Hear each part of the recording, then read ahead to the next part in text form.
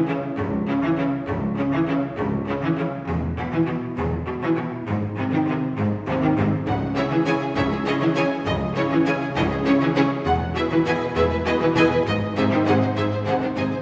Lipinski, thank you so much for joining me.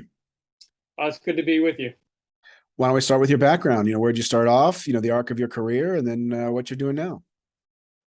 Well, I don't want to take up the whole hour talking about the entire arc of my career, but I served in Congress for 16 years, beginning with I was first elected in 2004, the 3rd District of Illinois, which is the southwest side of Chicago, southwestern suburbs. Prior to that, I was a political science professor, worked at the University of Tennessee and at the University of Notre Dame. And prior to getting my PhD in poli-sci from Duke, I had 2 degrees in engineering, mechanical engineering from Northwestern, and engineering economic systems from Stanford. So I have a really varied background, but I'm very much as a member of Congress, was very much an engineer, always looking for, looking for as much information as I could get, looking for the data. I worked on served on the House Transportation Infrastructure Committee and on the Science, Space, and Technology Committee. The Transportation Infrastructure Committee, T&I, was very important for the district. Midway Airport was in the district, and Chicago's just a transportation hub for the country. So that was really critical for the district. Science, Space, and Technology Committee I loved. That was right up my alley, and I worked a lot with regard to the National Science Foundation. I wrote the bill to reauthorize the NSF at one point. And I worked a lot on technology, especially on driverless cars, driverless vehicles. We worked a lot on that, and also helping to help the federal government to teach entrepreneurship. There's a great program called the Innovation Corps, which is probably the most successful thing that I worked on in my 16 years. It was in the National Science Foundation first, and it spread throughout the federal government, and essentially teach researchers, first start out as researchers at universities, professors, graduate students, team them up with entrepreneur, and basically teach them how to be entrepreneurial and take some of their discoveries from the lab and turn them into products. And so I helped expand that at the NSF, then expand it through different departments in the government, something called Hacking for Defense to help defense intelligence and intelligence agencies along the same lines, something I worked on. So those are some of the things that I did as when I was in Congress. The last year and a half, I have been consulting. I'm the president of Lipinski Solutions. I've also been writing and out speaking mostly about Congress, how to improve Congress, and also as a Catholic, living as a Catholic and serving in Congress in politics, and how my faith affected that. So it sounds like you're originally on an engineering track. Why did you shift off into politics in political science? Well, I never really wanted to be an engineer, believe it or not. I was good at math and science in high school, and I thought, I'm going to college. My parents are paying all this money to send me to Northwestern. I'm going to get a degree that's worth something. And I like the engineering. I love problem solving. That is what I still, it really motivates me every day. I love solving problems, and that's what engineering is. But I never really planned to be an engineer. I think throughout everything that I did, political science, I went into that because government and politics, something I always loved. My father was involved in politics. He was in Congress for 22 years. Before that, he was an alderman in Chicago City Council. But in Chicago, politics is just, at least back when I was growing up in the 70s, 80s, what was everywhere. People understood the importance of government and the role of government, and they looked at it to get practical things done. They wanted their streets plowed in the winter. They wanted to make sure their garbage was picked up, the street lights were working, the roads were repaired. Uh, and so I've always understood the importance of government. Uh, Also, growing up in the 70s, it's a very, my neighborhood, first generation, first and second generation immigrants, very patriotic. When Ronald Reagan came along in the 80s, it was, and I was a Reagan Democrat, and no question about it. A lot of people who I grew up with were Reagan Democrats. So, politics is something that a lot of people think, well, it came from your father. To some extent, it did, but it really permeated so many things. I had friends who were interested, I mean, at a very young age, just interested in government politics and knew that that's how you get things done. Let me, one quick story here. When I think I was 12 years old, I got together with a friend of mine, actually my friend who was 2 years older than me, had the idea of a petition to the Japanese government. This is, okay, late 1970s. So the petition to the Japanese government was to say, stop your fishermen from killing dolphins when they're fishing for tuna. And so we got these petitions printed up. We went out in front of the grocery stores, went to Brookfield Zoo, got signatures on there, and sent them to the Japanese embassy in Washington, D.C. So my political activism goes back a long way. Excellent. So you wound up getting your PhD and then writing a dissertation, I think, related to communication. Can you talk a little bit about your PhD experience and then why you selected that topic for your dissertation, and then later on, I think you had a book following up with that. So what questions were you asking, in that research, and then what did you find both there, before you went to Congress and then afterwards, and how it evolved? Well, I was always very much, because I didn't have a political science background going into grad school in poli-sci. I was really interested in the practical politics. And so I wanted to look at the communication from members of Congress. I had worked in a couple of congressional offices over the summer, had some idea what goes on there. I was always interested in, again, the way things work.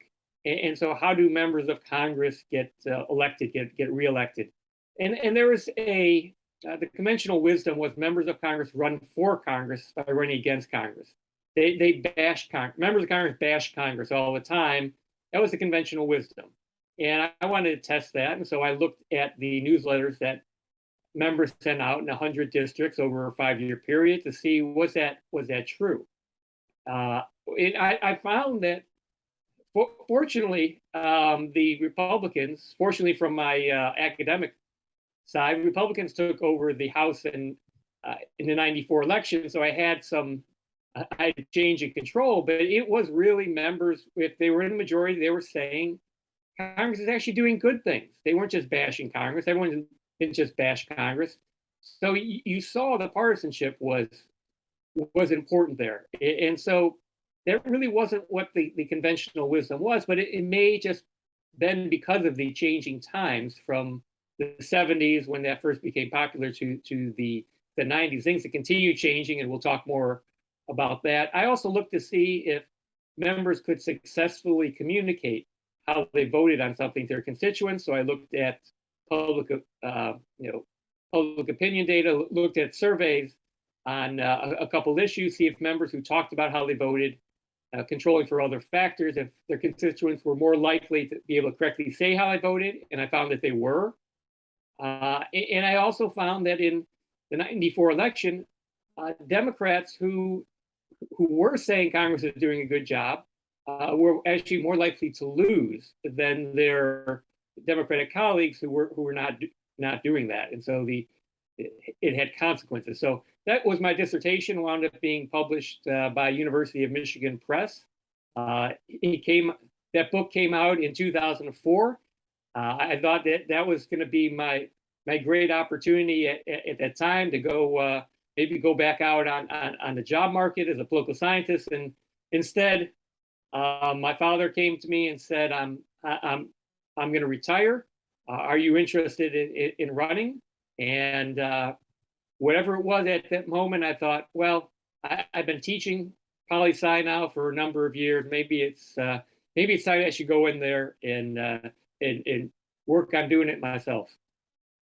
And so, the experience from going from academic to practitioner, how was that transition?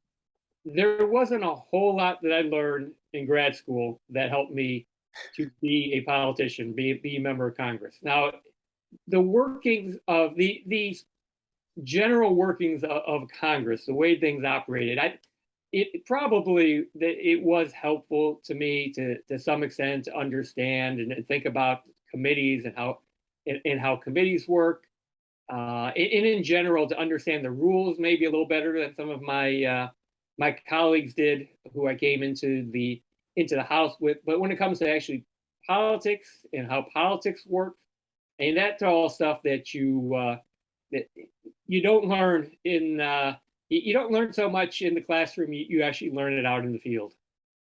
And what about your concept on communications? Do you think that has held up over time? Do you think it's still the same today where it feels like everybody runs against Congress one way or the other? Maybe it's the same conventional wisdom of back then.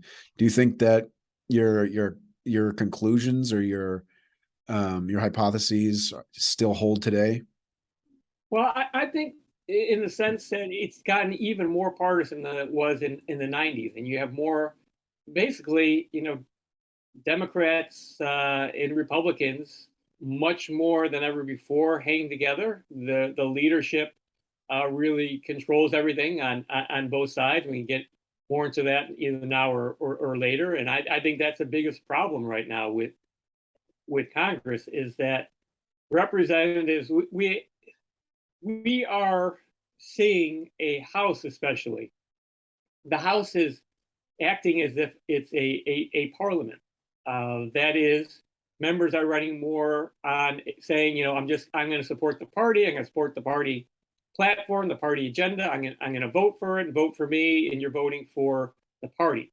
Instead of the way our government was set up, specifically the framers of the Constitution did not want a parliament. They wanted representatives to represent their constituents. There are not just two types of people. They're not just red people and blue people. There's not just two ways of thinking. A great amount of diversity in this country, even when this country was founded, there's a great amount of diversity. It's much more today. And I think that diversity is not being represented because you have members of Congress in both parties acting as if I'm just elected to represent the party, not my constituents.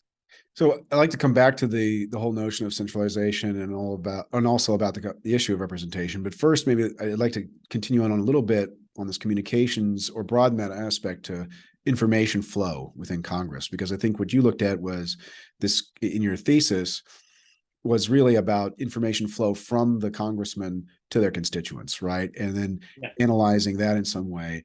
I'm curious about, the general information flow in Congress. So, you have members, they're receiving information from staff, from lobbyists, from outside groups, from each other, and it's being processed in some way, right? By their parties, I guess. It's being processed in some way, and then that's turning into decisions and into activities. Can you talk a little bit about just the information flow within Congress and what are the important flows and what has changed about those flows over time? This could be potentially a whole book, and this is something that was one of my greatest frustrations as a member of Congress was trying to get good information, because most information comes to members of Congress from their party leadership. The party leadership is not trying to give information to their members to make a good decision. They're trying to give them information that will convince them to follow the party leader. And so, as I said earlier, I want to understand. I want to have the data, I'd like to have experts who are as objective as possible. Everyone's going to have their biases, but I'd like to have people really give me their expert opinion on what they think is going to work, what's not going to work. And it's so hard to get any of that information when you're a member of Congress. Again, most information comes from the party leadership, and they're just trying to get you to go along. They're giving you this information, and they want you to take this, and they want you to go out and talk to your constituents and talk to the press about this to convince everyone that the party's way is the right way. The other party's way is the wrong way. And trying to find people who will provide good information. And it was tough to do. My staff, I always, good staff is just incredibly important. I always had This is your office staff versus the office staff. committee staff. Yeah. Yeah, office staff is so important because you need to have people that you can trust, who understand what your interests are, what the interest of the district is, and can go out there and do the research to try to get information that is as straightforward as possible. I always had a PhD in either physics or chemistry, working on my science committee work, because I wanted someone who could actually understand a lot of these issues and dive into it. And I think that's unique. I don't think most members really seek that out, but it's so hard to get good information.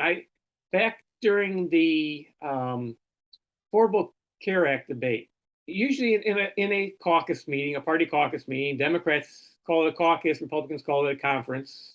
That's what they call their membership.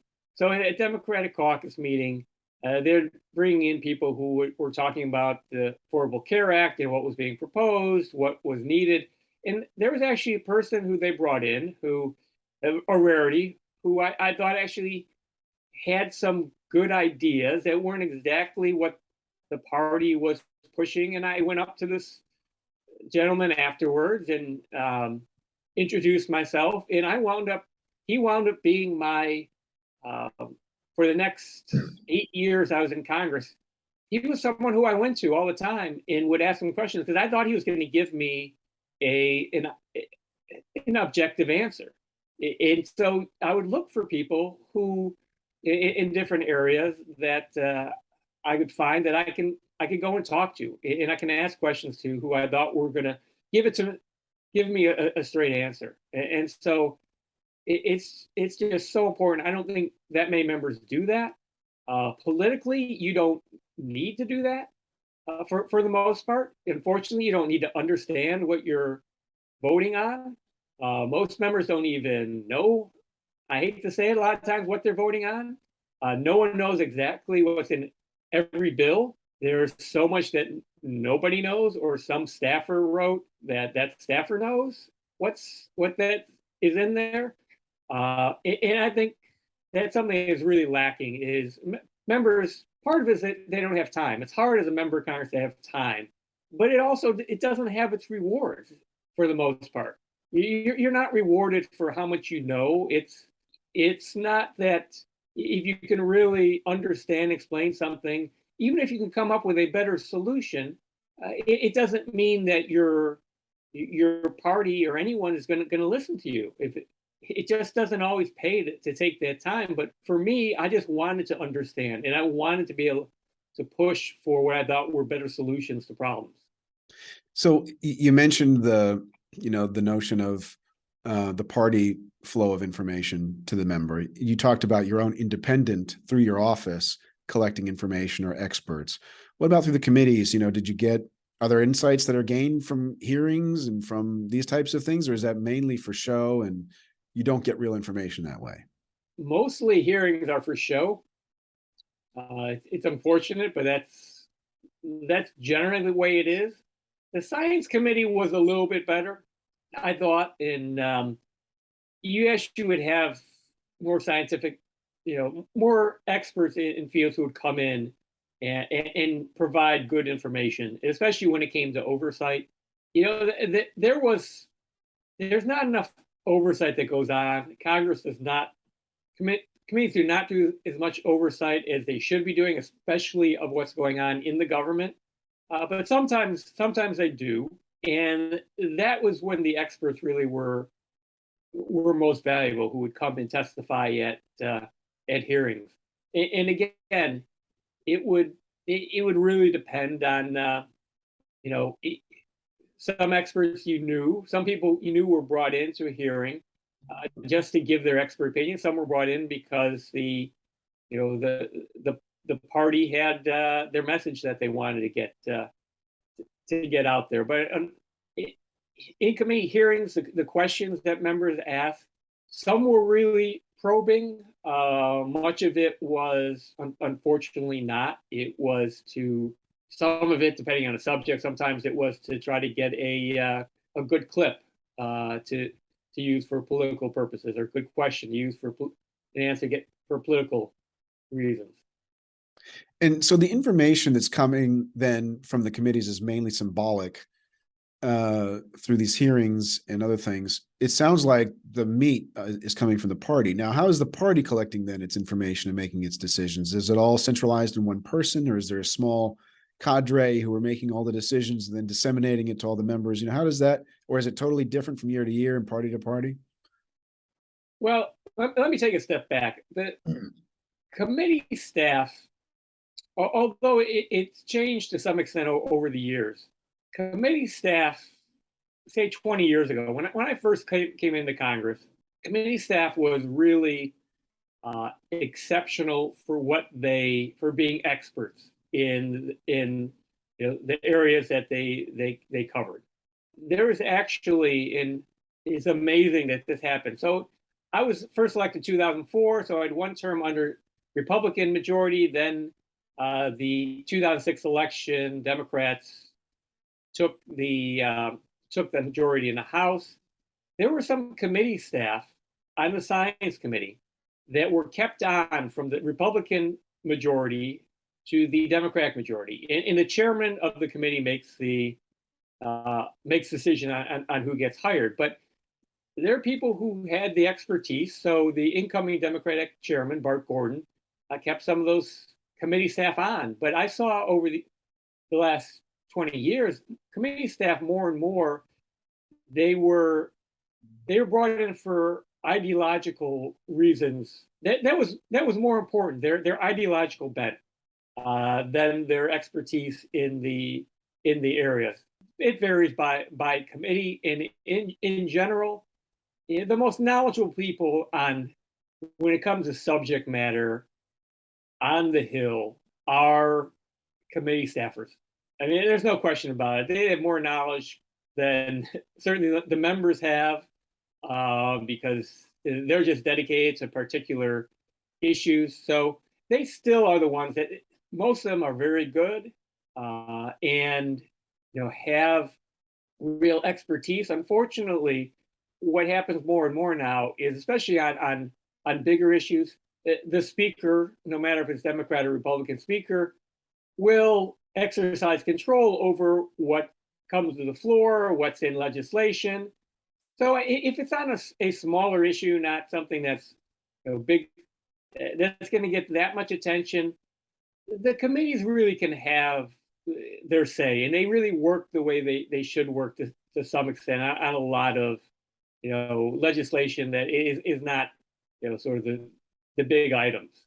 And that's where committee staff does a very good job, I think, of putting things together. Although, again, I think they're a little bit more ideologically driven now than they used to be. They used to be more really expertise driven.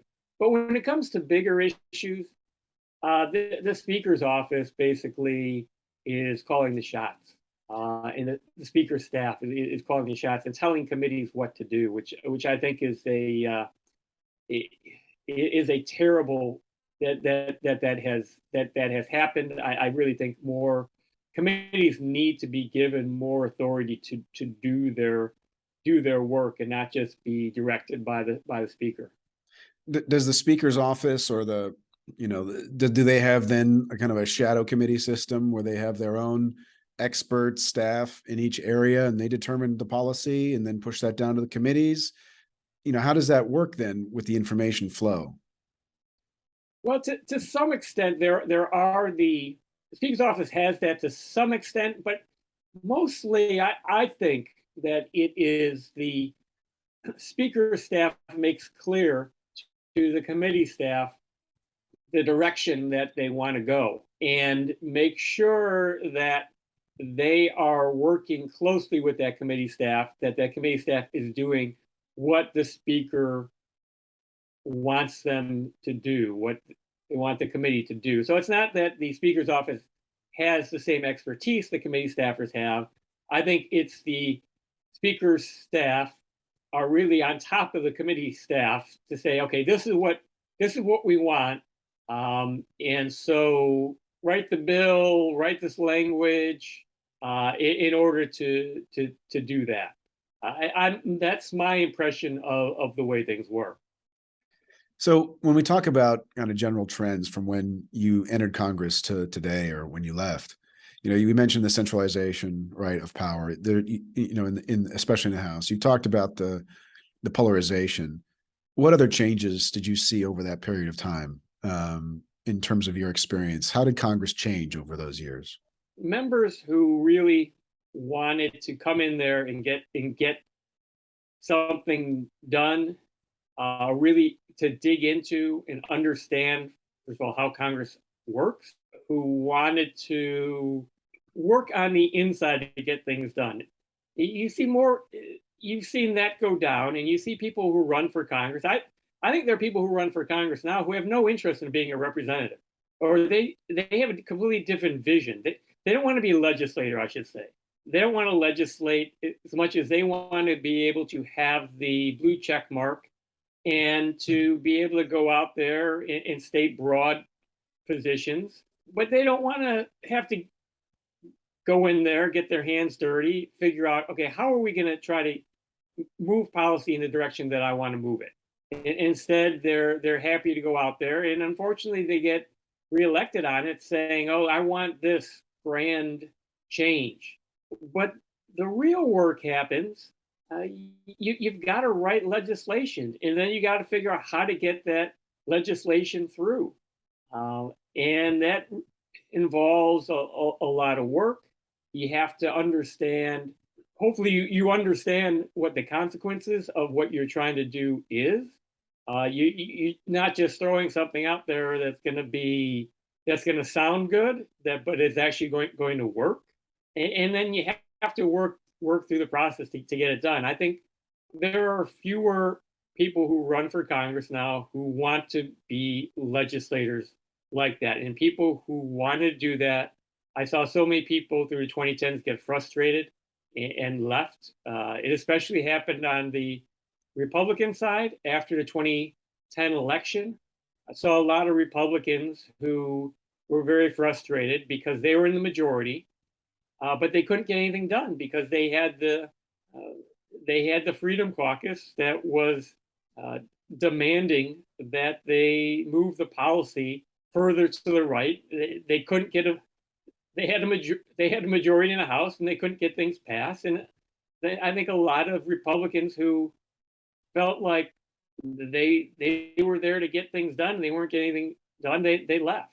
And unfortunately, I think on the and some of them got defeated in primaries or scared in prime about being primaried, and they realized that doing the hard work wasn't how you stayed there. You had to sort of follow the what the popular, whatever the popular line was at the time. I think now we see that on the Democratic side, and it's a shame. I don't like what has happened to the House. I think most people who run for Congress do it for a good reason, and they want to see policy put in place that they think is going to be good for the country.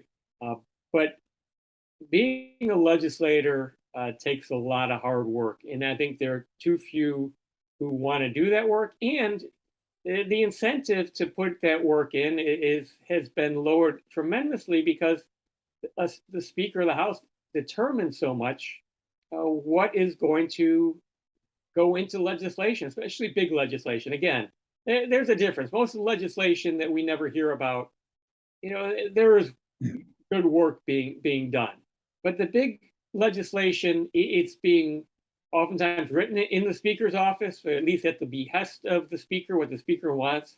And that discourages members from really putting in the effort to try to be good legislators. Yeah, it sounds like it's a cycle, right? Because if the speakership is further increased in power, it weakens the individual members, and you get individual members who don't want to be there because they can't do anything, and so they're going to be disruptive to the process, Yes. and be more showboats than workhorses. So, what about in terms of if we think about some of the procedural elements of Congress, right? Whether it's parliamentary procedure or whether it's procedures that work within committees. Clearly, for instance, the Speaker controls the Rules Committee in the House, right? And so that's one way in which the Speaker's consolidated his power. When you think about procedural change in committee or even on the floor, are there sets of procedures or norms of procedure that you think have changed over time or that could be changed to improve the situation? The committees need to be allowed to do their work. That's the most important thing. Without the interference from the speaker's office. So does that mean then that if in your opinion, if a committee reported a bill, it should go to the floor and take that power away from the Rules Committee to stop it? Would that be Yes, the kind of change that would create the situation that you're describing? yes, I think that can be done. Back in 2018, after 2018 election, I was in a group called the Problem Solvers Caucus. It was evenly divided, Democrats and Republicans, usually about 25-25. And we would get together weekly and we try to come up with issues that we could work together on. Prior to 2018 election, Paul Ryan announced, he was the speaker at the time, announced he was not going to be, if Republicans still had the majority, did not want to be speaker. We knew there was going to be a new speaker no matter what. A group of us in the Problem Solvers Caucus got together and said, hey, we have leverage here, and we are going to, after the elections, go to whoever wants to be the speaker and say, we want to see these rule changes, or else we're not going to vote for you for speaker. Democrats wound up getting the majority. So there were about 8 or 9 of us on the Problem Solvers Caucus on Democratic side who after the election stuck to that and said, we want to see these rule changes. We wound up, unfortunately, only getting a couple smaller ones that got implemented, but we had a whole set of rules changes, and one of them, was that if the committee reported a bill, that it would get to the floor, and when the speaker could not block that, in order to give the power back to the committees and to committee chairmen. Committee chairmen used to have a whole lot more power. Now they are so much they do what the speaker wants them to do. We also had another rule change that I thought was really could have been very helpful, is saying, I think we started out with saying maybe, I don't know if it was 10 or 20 members in each party. If say it was, if you had 20 Democrats, 20 Republicans who wanted to offer an amendment to a bill on the floor, that the Rules Committee would have to make that amendment in order. And I think that would have been tremendously helpful. Look, if you look at the amendments that are made in order by the Rules Committee, I mean, there's a political purpose behind pretty much every one of them. It's not a policy purpose; it's a political purpose. And again, if you did have something like that and say, "Hey, you get bipartisan support for an amendment," you get to actually have a floor vote on that. You would then encourage members to get together as in bipartisan manner to come up with ideas. Say, hey, we can actually get something done here. Let's work together. And I think things like that. But then that does take power away from the majority and away from the speaker. But I think that needs to be done. So what about on the floor itself, besides amendments? Any other ideas there? Like, there's this whole talk about the motion to recommit. There's, how much delay can a larger minority impose on the majority's interest in passing a bill? What else did you have in there that might improve the power distribution? Well, the motion to recommit basically has been rendered pretty much ineffective now. It doesn't mean much or anything. It used to be an opportunity. The original idea of the motion to recommit was a good idea. The minority party had a last chance. They're guaranteed a last chance to try to amend a piece of legislation. But it wasn't just being used for political purposes. It wasn't used for good policy reasons. Now there still is a motion to recommit, but you're not actually offering a particular amendment even. It's a completely meaningless vote now. I mean, there's no purpose to it whatsoever. It's tough. I mean, the majority has to be allowed to work. The problem is, again, this is not a parliamentary system. It's not supposed to be a parliamentary system. There's other changes that are outside of Congress that are going to be needed, but I still think there are changes to the rules that can help empower individual members and encourage bipartisan cooperation. There's also another proposal that we had about on committees, so that would encourage bipartisanship on committees. I think it was if you had you were guaranteed to get a markup on a bill in committee if you had a Democrat and a Republican on that committee who were sponsoring, co-sponsoring that bill. So the committee wouldn't necessarily have to pass. Committee could do its work, but it would force the committee then to consider that legislation. So there's a number of other parts to that, rules changes that we wanted, but something has to be done to make Congress, especially the House. Again, it's not in the House. Let me just say this: look, if you go back the last dozen years, every major piece of legislation that has become law, pretty much every major piece has come out of the Senate. I mean, look at what's happened this past year. You had the bipartisan infrastructure bill. That was a Senate bill. It came completely out of Senate. The House had no say in that whatsoever. The reconciliation bill, the Inflation Reduction Act, basically wound up being called, out of the Senate. That's it. The gun safety bill came out of the Senate. No House. House had no say in it whatsoever. You go back a dozen years, that's the way it's been. I mean, that's a problem. That is a big problem, that our government's not working the way it's supposed to work. The House has taken itself out of the process because it's become a messaging body for the majority party, for the speaker, and that's not good. We got to figure out some way to change that. Again, I was very frustrated when I was a member of the House because I wanted to be a legislator. I didn't want to just be there for messaging for my party. And so I don't think most Americans aren't concerned about the process, don't really understand the process, which I know.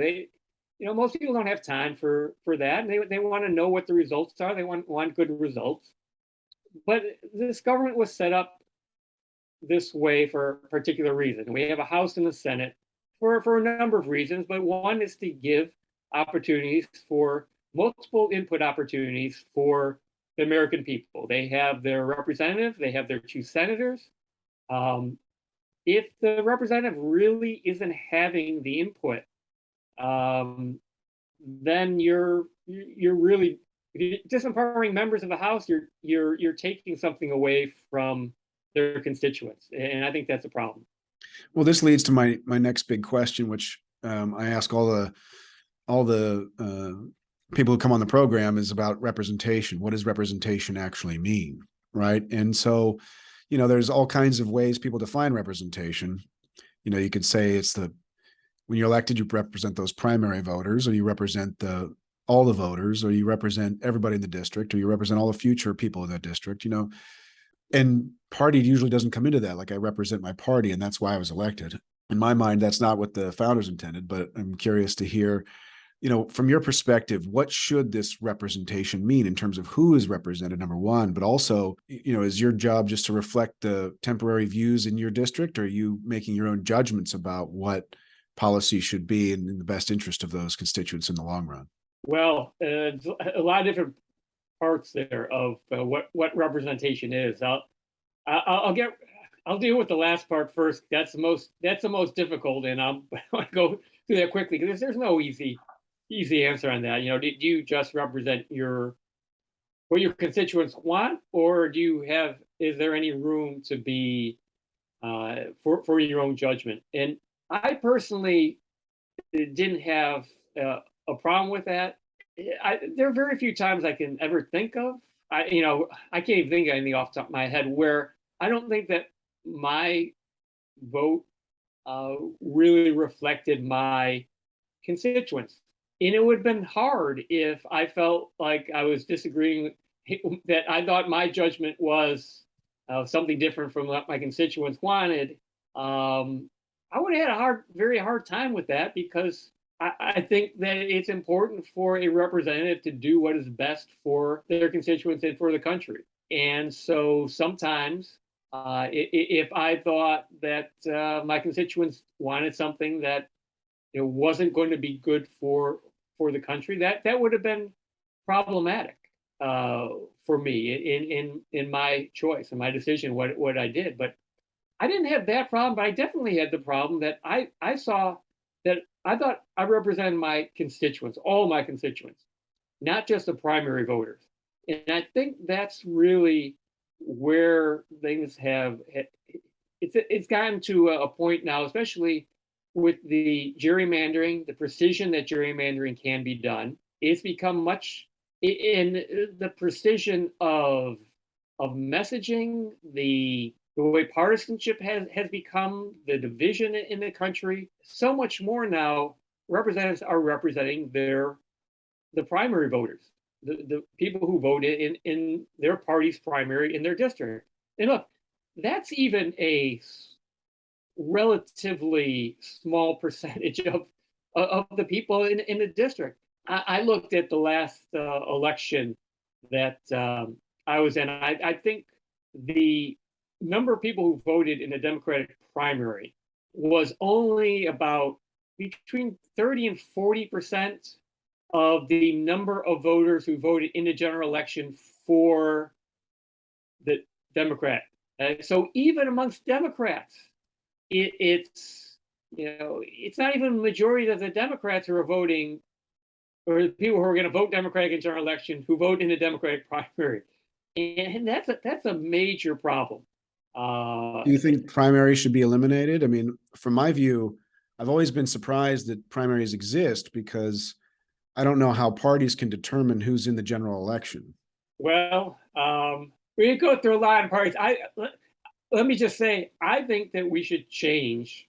I'm not sure what the best system is right now. There's experiments going on. Alaska has a very interesting experiment right now where the primaries, it's an all-party primary. Everyone, no matter what party you say you're with, you run in a general primary.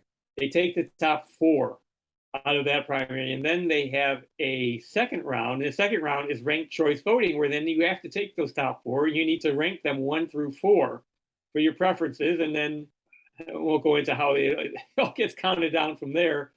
But anything that is going to take away that incentive to only represent a minority, sometimes a relatively small minority of your constituents, that's good. And yeah, this idea that the parties get to choose who the candidates are. And let me tell you, I looked at running. I considered running as an independent this year. After I lost the Democratic primary in 2020, I looked at running as an independent. The rules for an independent, I mean, each state makes their rules in terms of getting on the ballot. Let me just say the simplest thing. If you are a Democrat or Republican in the state of Illinois, you want to run in a Democratic or Republican primary, you needed to get 400 signatures of registered voters in your district. If you want to run in a general election as an independent in Illinois, you need to get 5,000 signatures of registered voters. The system is rigged against anyone who's not a Democrat or a Republican. And I just think the parties now are not producing candidates. They're producing more extreme candidates. But look, if you want, I guess if you want to be elected, then you look at the incentives and you go along with what you're incented to do, and then you cater to the Democrats, you cater to the farther left, the more extreme left, and Republicans, the further right, or whatever Donald Trump is going to favor, and then that's the choice everyone voters get in general election, and I think that's one of the problems that's going on with Congress, especially the House right now. But the Senate's going more in that direction, unfortunately. So how did you think about the future of your constituency, right? When you say you support, you represent all your constituents, is that the living constituents? Is that a generation down? Is it 100 generations down? Like, where do you see this notion of representation going in the future? Or do you only represent the people who live today, and that's kind of your constituency? Wow, that's a really far-reaching question. Trying to figure that out. I mean, I would say that I always have would always have in the back of my head that, look, our country, we are not guaranteed for this republic, for this country, and for our republic to last forever. And so we can't just look at today. There are things, I don't think there's that many things that come up, but there are times where you just have to look at, is this really going to be detrimental to the future? I don't think that comes up that often, but yeah, I think it. Well, I think for you, I think it'd be especially interesting in a way to ask this question, because when I think about the future, there's redistribution. You can always redistribute from the future to today, right? And if if you represent people today, if you visualize your constituents as today's people, then you have every incentive to borrow from the future to give to today, right? And there are but on the other hand, the government has to do some kinds of planning. And you in particular were on the space committee, right? In the space technology committee, you're in the science committee, you're on the transportation where there's like big infrastructure investments, right? So in a way, those committees are really future-oriented committees. Like, you're building infrastructure that's not going to be, and you're going to make scientific discoveries that aren't going to benefit the people today. They're going to benefit people in the future. In fact, in my mind, I'm kind of confused why those kinds of committees can even exist, right? Because they're really slightly redistributive towards the future, rather than redistributing from the future to the present, like the tax system might be doing, or the bonds and the borrowing anyway. So I'm curious, because a lot of your thinking is all about the future, right? This future infrastructure project, or this science policy, how is this going to impact the development of science in the future? That really is thinking about future constituents versus current constituents. And so I'm wondering, I guess my question really is about, when you think about, you clearly in those committees, you must have been thinking about your future constituents as important stakeholders that you took into account their needs, right? And at the same time, I don't understand how that can even exist in the current Congress, because it should be so short-term oriented when you look at how the incentive structure is set up, as you mentioned. And most people's view of representation is some small group of today's people. That's a great question. When you first asked the question about the future, I didn't really quite, even for myself, sort of get to how much I actually do factor that in. But I don't think about it. I don't think about, well, it never occurs to me, give up the future for today. Look, up on the wall over here, I actually, for once, I finally get to point that out. That is actually, this is a science committee bill up back there. But this one, the USA Today, is I think the Brave 38. This was back when, we're going back a while now, almost 10 years. Not quite, I don't think. The Simpson-Bowles Commission, the Deficit Debt Reduction Commission, was put together to come up with a proposal for, how we're going to get control of our debt, how we're going to cut our deficits, get some control over the rising debt. And there was a vote when we were voting on a budget in the House.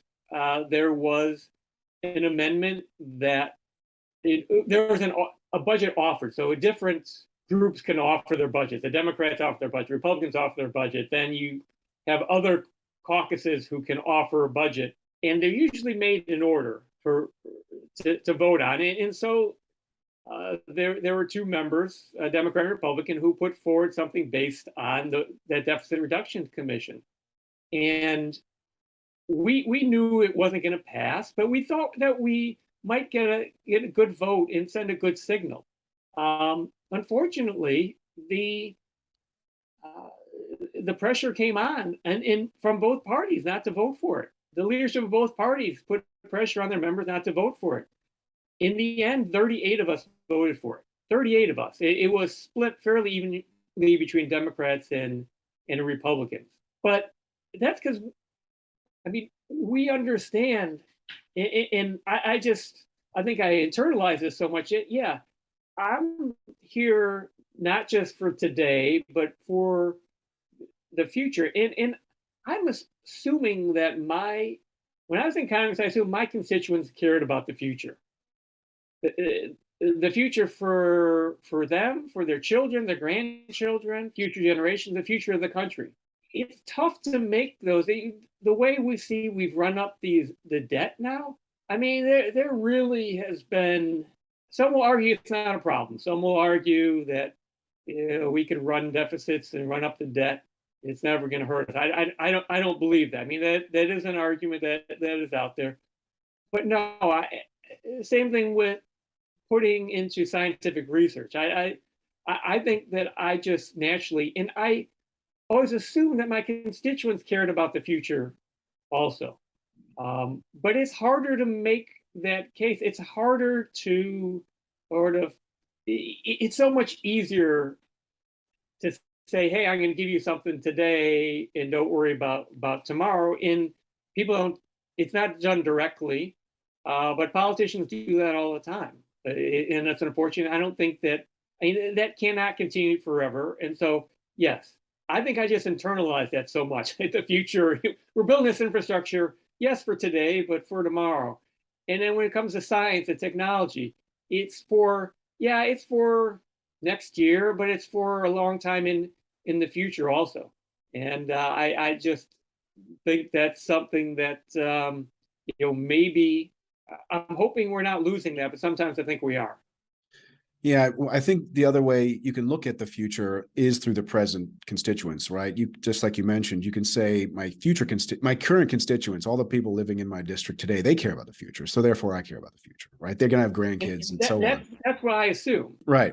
So that's one way to look at it. The other way is, I directly represent those future people, which, it's an interesting conundrum for a politician, right? Because I've never heard anyone put it that way, so I'm going to have to think a lot more about that. So awesome. So another question I have related to Congress is, the time, right? So you clearly were a hard worker in Congress, and you spent a lot of time in DC, and you also spent time back in Chicago, right? So what, from your perspective, what's the appropriate amount of time in DC versus home, right? And the amount of appropriate time, like, are you a 2 week on, 1 week off kind of guy? Do you think everyone should be in DC, like, 24 hours a day all year long? Where do you come out on the schedule between DC and district, and also between like the mix of duties on the in the work, like whether it's oversight versus legislative? I'm someone who slept in my office for 8.5 years. My first year, I had an apartment in DC. My wife was doing a lot of work out there, and so we did stay about in that first year about one weekend a month. We might stay out there. Yeah, it did give the opportunity. I went on a would got together with a Republican colleague of mine and his wife. We would get together for dinner. I remember going for a bike ride with Jim Oberstar, who's the lead Democrat on the Transportation Committee at the time. They were people who lived out in D.C. So, I had that time to. And people say, well, things would be very different. We'd have more bipartisanship if more members lived in D.C., had those opportunities to spend time. And maybe if they moved their whole families out there, then their families would get to know each other. Could that have an impact? I think it could be somewhat helpful, but I think there's more. I don't think it would be a solution, because there's so many other things that push the two parties apart. I don't think that's necessarily a solution. And I think there is something about being at home. I mean, after that first year, I slept. That's when I slept in my office for 8.5 years. I probably should never have done that. There's a lot of members who do it. No one knows how many, but 50 or 60 members who do that. I just think that it's important to be home to really understand your district, your constituents. I think that is critically important, and people expect to see you at home, and because what the most important thing is for a representative is trust. That's the most important thing, and if they see you, they know you're there. I think that's important. I never, I don't have a definitive answer on what the best balance is in terms of spending time in DC. Work needs to get done. Unfortunately, though, so much time is taken up. Unfortunately, I didn't have to do too much of it until my last couple terms in terms of spending time fundraising. There's some members that they basically just fundraise. I mean, that's it. Their time in DC is spent dialing for dollars, as it's called, and going to fundraisers. And basically, they have their staff tell them, what to do on the floor. When they have to show up for committee, tell them what to say, and that's it. And they get back to fundraising. That's a problem. That takes a lot away from actually becoming a good representative. I would hate to be in that situation as members who had to do that. Again, that's a campaign finance issue, and no one has found a great way around that one yet. Oversight, I think oversight of the executive branch has suffered tremendously because of partisanship. And so essentially, if the other party has control of the White House, you're in the majority in whichever chamber. A lot of times oversight is just used to try to cause problems for the president. And then if you're in the majority in the House, say, and the president's in your party, you don't want to investigate because you don't want to cause any problems. And there has to be a better sense. This is another issue I think Congress faces. Congress has to defend itself as an institution, has to see itself as a very important institution, the first institution, as I always like to point out, that's mentioned in the Constitution, Article 1 of the Constitution, is Congress. Congress doesn't defend itself enough and stand up for itself enough and know that, Congress is not just there to be a foil to the president, but part of the job of Congress is supposed to do oversight. We pass legislation. We're supposed to make sure that it's the best of our ability, that it is, implemented in the correct manner, and that the government is working as efficiently as possible. And I don't think that role is taken seriously enough by Congress because of partisanship. Yeah, in terms of the partisanship, if I just follow up on that a second, in your mind, clearly the party control has increased over time, right? That's Yeah. maybe because it's of unstable majorities, as Francis Lee would point out, but for whatever reason, there are all these controls that the party can put on a member. How do you break those? How do you, or at least make them such that members can make more independent judgments instead of being dictated to by the party system?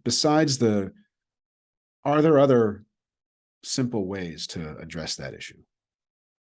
I don't know if there are simple ways. I know the rule change that we talked about before, I think would be helpful. A lot of it, and I don't want to leave the impression that this all comes from inside. More of it probably comes from the outside. As we've become more, as America has become more divided, as partisanship has become, I have argued this in some things I've written since I've left Congress. Partisanship is now sectarian in our country. I mean, it's that bad. It's the two sides hate each other. The two sides have dogma that they are expected to 100% follow, live up to. So if a politician steps out of line, a Democrat steps out of line with Democratic dogma, same for a Republican, then they will be punished by the primary voters. Um, and so a lot of the problem is on the outside. And somehow this, I'm not sure how we break this. Some of the things we talked about already, changing rules on the inside. I think changing primaries, getting rid of the party primaries as they exist now, I think that would help also. The dissatisfaction that Americans have, on the one hand, people are so, in some ways, in elections, they're so committed to their party, but really what they hate the other side. And that's part of sectarianship. It's not because you love your side as much as you hate the other side. And that's how elections are run. They know how to run election. Both sides know how to run an election to try to make people hate the other side so much that they'll vote for my side.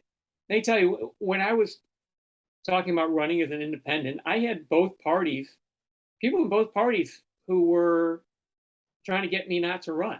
They were both scared that I was going to run, and I think part of it is they don't like the unknown. They don't like an X factor thrown in. They know how to run against the other party, and that's what they know how to do, is to trash the other side.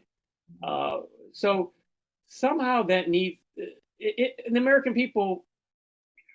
It works. It works in elections at the same time, the American people, more than ever, I think, are unhappy with the two parties. They'll say they're unhappy with the two parties. They'd like more than ever want to see a third party. But until that actually happens, until people actually have that opportunity, I think they're going to continue just to fall back into, well, I hate the Republicans, like I vote for the Democrat, or vice versa. So I think that's where a lot of the problem lies, and where that comes from. You get into the splintering of the media, and at first, and then social media, I think is a major problem. And these are huge problems that are not easily solved. And I mean, that's one other thing I want to make sure before we finish this is most of the issues that we face as a country do not have simple solutions. Unfortunately, we have a lot of politicians who keep telling us the solutions are simple. It's just that evil other side won't do it.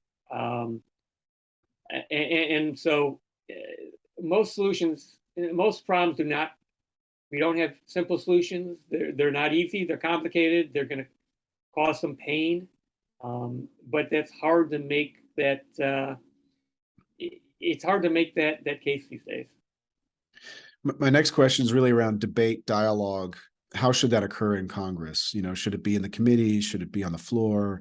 Should it be in back rooms? Should it be transparent to the public? When you think about how members interact with each other, debate, dialogue, how should that occur?